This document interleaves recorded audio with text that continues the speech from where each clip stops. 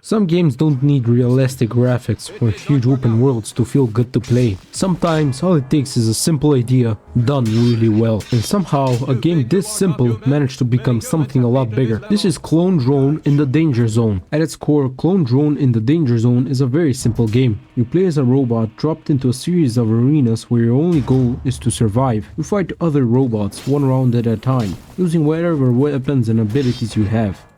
There's no long tutorial, no complicated systems thrown at you. You just start playing and learn as you go. And at first, it almost feels too simple.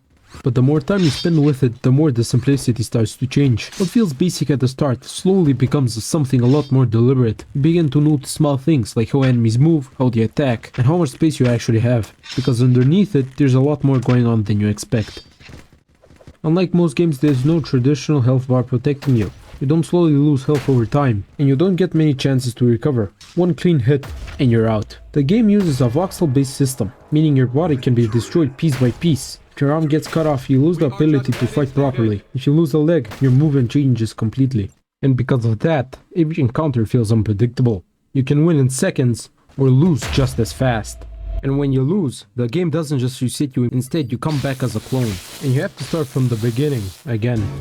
And between each round, you're given choices. You can upgrade your abilities, improve your speed, unlock new weapons, or make yourself stronger for what's coming next. And slowly, run after run, start to build something more powerful. And then there's the personality of the game, which is what makes everything feel even more unique. It doesn't take itself too seriously, and instead, it leans into this strange idea that everything you're doing is being watched. You have robotic commentators, reacting to your fights like it's some kind of show. Sometimes they're serious, sometimes they're completely absurd. But it adds a layer of character into the game. It makes even simple fights feel more interesting, and gives the whole experience a kind of identity that's hard to forget.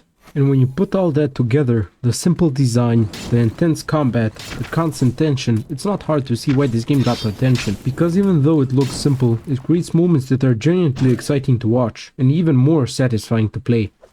Because when it started gaining popularity, it was in the perfect position. Content like this, fast, unpredicted gameplay was exactly what people wanted to watch. Every fight had the potential to turn into something unexpected. One second you're in control, the next everything falls apart. And that kind of gameplay works perfectly for videos. It creates moments that are easy to understand but still exciting every time you see them. And because of that, more and more creators started playing it. People like Jacksepticeye and others helped bring it to a much wider audience.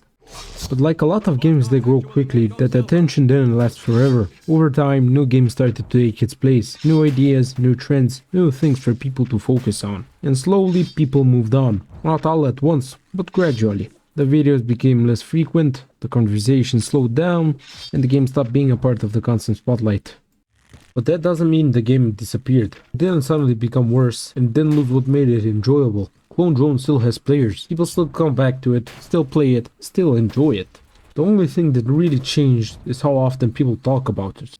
And that's exactly why it's worth coming back to. Because even now it still feels just as good to play. The combat is still satisfying, the mechanics are still sharp, and the experience still feels different from most games out there. It doesn't try to do everything, it just focuses on doing one thing really well. So if you never played it or if you completely forgot about it, maybe it's time to give it another chance. Because sometimes the best games aren't the ones that everyone is talking about, but the ones that were and are still worth playing today.